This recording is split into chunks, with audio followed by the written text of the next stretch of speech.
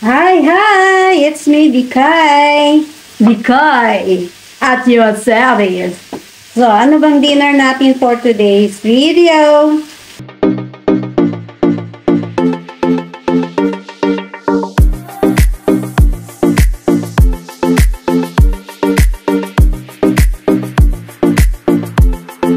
Gumagawa ako ng fajitas or fajitas chicken. Kasi alam nyo, DIY, pagka nagkikrave kasi isang pagkain na natikman mo na. Meron dito sa lugar namin na nag-iisang Mexican restaurant, pero hindi masarap yung fajitas nila. Pagka nagkikrave kami sa Mexican na ganito lang kasimple, sandwich, kumbaga wraps.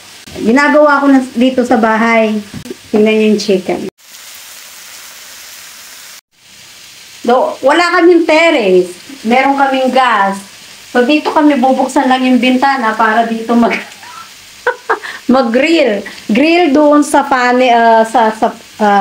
pan. Kaya, wala kaming choice. So, yun talagang gagawin namin. Mga gutom pa yung aking mga lagang dragon. Ang bango ng coriander. Lagyan ng konting salt, paminta, spring onion dry.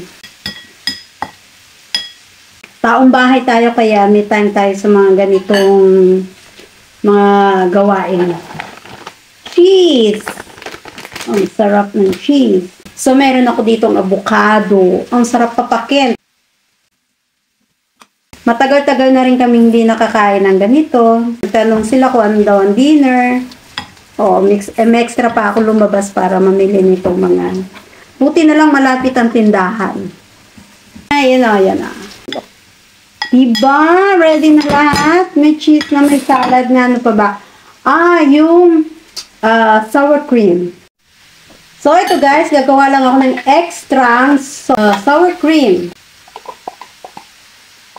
And then, haluan natin ng konting yogurt. White ground pepper. Konting asin. So, mekos-mekos. Yeah. Hintayin na lang natin yung manok maluto. So, ayan guys, tingnan nyo, ang ganda, no? Pero konti na lang, malapit na siyang maluto. Perfect.